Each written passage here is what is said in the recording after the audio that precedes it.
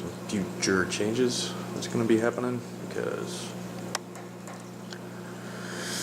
as you can tell, the light spectrum is off again, from right to left. Blah, green, and then lively over here. Don't get it. These bulbs in here are about 4 months old. I got them in January. It's only April, so I seriously doubt that the bulbs can be burned out in 4 months. So I'm thinking it's the fixture, a 60-inch HQI compactor, whatever. It's got the power compacts in it. It doesn't have the T5s. And power compacts are basically on their way out. Not very, but they're getting harder to find, and they're extremely expensive, especially for the 130 plus watts that I have to get in here. But I don't know. This fixture I bought used. I got it with the that frag tank deal. I mean, it was all encompassing. Got the frag tank in this, and da-da-da. It's, you know, that killer deal video. But anyway, I'm thinking that this light fixture is either on its last leg or just old, needs to be upgraded. So I am making moves to make that happen. Also, as you can see on the gravel, I got a diatom bloom happening, which I will get to cause of that in a minute. Off to the grow out, monthly grow out slash losses. Here's the frog spawn on this side. It's doing very well. He's really liking this spot. Puffed out extremely well. Mushrooms, as always, breaking off pieces here and there, spreading, fluffing out.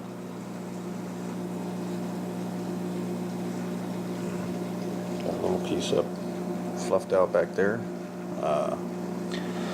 So digitatas oranging up, like I was hoping it would.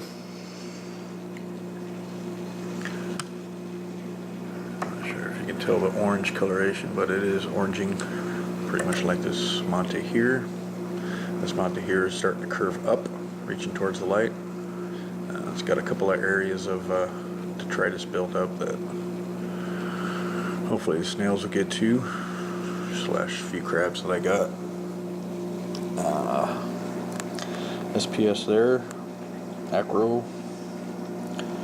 Got some really good growth happening and polyp extension happening on it.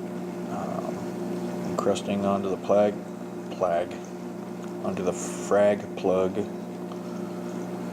and starting to spread off, which is good. Green Star GSPs are actually not pissed off anymore and starting to open up on this side. Galexia's not really growing a lot. It's getting fuller. Actually saw some tentacles, feeder tentacle coming up. Half of it gets, you know, probably in comparison about as high as that snail is back there in the glass. Sways back this way and around. Doesn't go as far over as the star polyp there, or as far up front to touch this SPS. So like I said, that's why I gave it room, so it would have it back there. What else? This SPS here is encrusting onto the rock there, and in front, can't really tell on this side.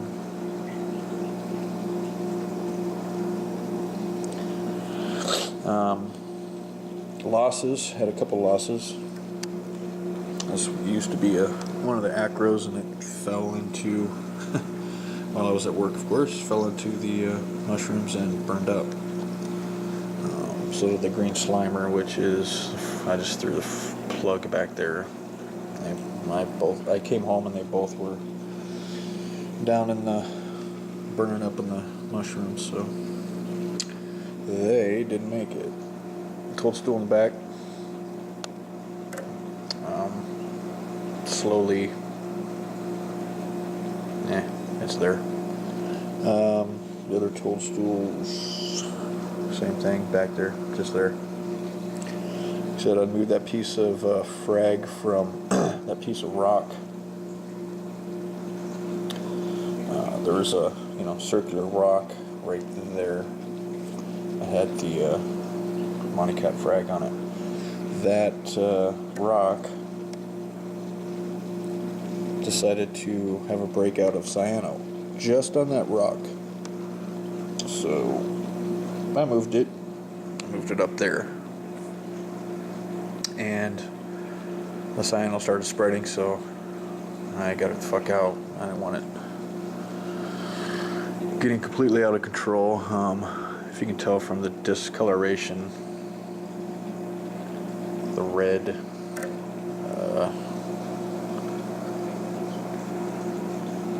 kinda, but that's the remnants of it. It's almost gone. Yeah, it just started with cyano, so I got it out, threw it over in the fuge, and broke off that piece that I could salvage, and then stuck it right there of the frag of the Monty Cap. So that's where that's at. This Porites SPS. One of the stalks is starting to fork right there, but all in all, to me, it looks not as puffy, or polyps aren't as extended as they were last month, so that's what that's doing. Gunny pores, flower pots, doing okay. Nothing really happening with the red, This is still growing up and around and down and around, so it's going good. This bird's nest up top, still going like a weed. Loving the area.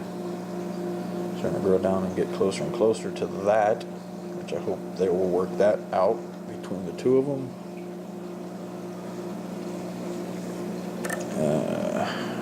That stylo, I think that's a stylo SPS.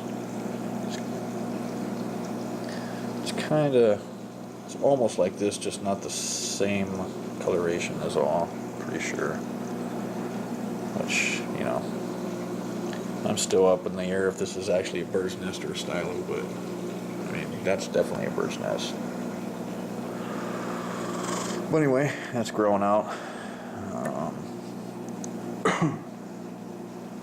This SPS, I haven't seen any change whatsoever in it. And like I said, this bird's nest over here just keeps growing, possibly bleaching, I'm not sure, but it all ends up getting pink. It just grows so fast it's like white all the time. So this area in the back where the GSPs were, that's starting to open up again and spread. They weren't getting as much light before because the shell was covering it, but it's always coming back. Duncans I moved up here, who were pissed for quite some time, but they're doing fine now. Way easier to feed them up there and for them to catch food that floats by. They were down on this side. They're basically down there, but like I said, this, between that, technically devil's hand, but it's actually a devil's digit right now, because that's all that survived from the piece that I put in there. But anyway, the Duncan was in between there and the mushroom, and these mushrooms sting, so I didn't want it there, so I moved it up just to get it off and out of the way. Monty Cap, It's scrolling like nuts, growing up and around, reaching up. That scrolling effect is awesome. So, just digging that spot. The only thing about it scrolling is it basically is a detritus trap. And there, as you can see,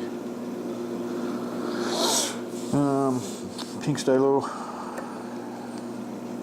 Got not really growing a lot, just massive polyp extension on it. This is great. That lavender mushroom in the back, nothing's changed on that, it's still there. White pom-poms, they're doing good. The stalk is actually split. So now you got two heads, so that thing's going. Zinnia has just started to disintegrate, but that's because of the nuke that I did to the tank that caused all this diatom bloom, which I'll get to in a minute. But yeah, that's disintegrating quickly.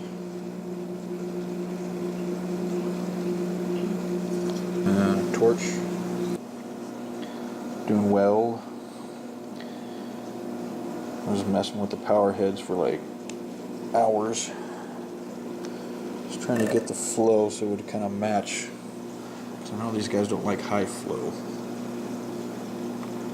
LPS wise, this or the frog spawn, so I think I've got it tuned to where it gets a rough wave like that every so often.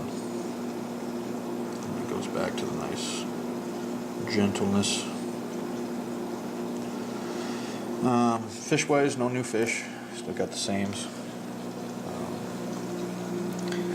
Being careful with adding fish as far as bioload goes, but as far as grow out, that's pretty much it. Off to, like I said, changes I'm going to be doing. I did change my substrate and added diatom to it. Accidental, of course. You noticed last month that this area was starting to get just a faint hint of a diatom bloom, and I'm not sure if that was,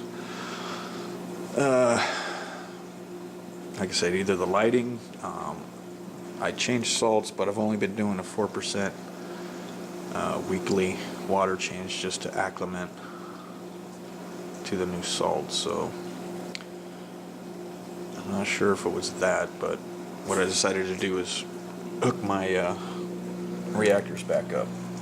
Now, BRS, the dual reactors there, and that little reactor there, GFO and carbon, and that's basically GFO and 2 Chemi Pures in there because I don't know, I just don't like the dual reactors for the GFO. It just ends up clogging. So I like the single reactor for GFO and then save the reactors for carbon. That way I can change them out one at a time instead of getting rid of it, because like I said, being a dumbass, I had just a bag of carbon in here. And I had it in there for a while, and, doing regular maintenance, you just kind of go over shit and forgot about it. And it was I'll show it to you. It was a pretty large bag. As you can see, I just tossed it in here. But it was a good sized bag, and it was a surface area that had, nitrifying bacteria growing in it because it had been in here for a while. And I pulled it out all at once, pretty much like, you're pulling out a piece of filtering media at that point, or just a chunk of biodiversity that was actually helping take care of everything in a tank. And I just pulled it out at once and threw new bags of carbon into the dual reactors. And with the Maxi Jet hooked up to the dual reactors, wide open, I hooked it up and started letting the reactors fill up, and then went off and did other things. And when I came back, just to make sure it was flowing through and everything was good. First thing I noticed was the tank was completely nuked. I couldn't even see the back of the glass. I mean, it was just fogged out. Detritus corals were all closed up. Because obviously I don't have this set up as a refuge anymore. It's just got rubble rock in there, and that's where the reactor overflows. The hoses come back in so they can overflow and go back into the return. Well, with the hoses, or with the returns wide open, you know, this has been running and it's got detritus built up in it, obviously. So it's going to stir when you put water flow in there, which is exactly what it did. And basically I had the ton of shit that was in here blow in here and basically nuke my tank with shit. And shortly after that, diatoms just went nuts. They are slowly receding. Like I said, they were, you know, completely over the substrate pretty much. Obviously conches came out, and you can tell, you know, their little trail. They came out. I'm not sure if this guy here is trapped in there. Might be wedged in a rock, but anyway, they came up, and they're slowly starting to take care of the issue. But you know, Clam's doing well as well. He just can't seem to find his spot. Yeah, he just keeps moving. Not to mention the Sarah snails keep fucking with him. You know, they crawl all over him for some reason. He's constantly launching them. You know, it's like a freaking circus act. It's like Seraph cannonballs. He just poof and launches them off. But anyway, that's that. There were some issues I was having being a dumbass, and like I said, a light fixture. So I'm gonna rectify that here shortly. And yeah, that's pretty much it for the grow out and what's happening.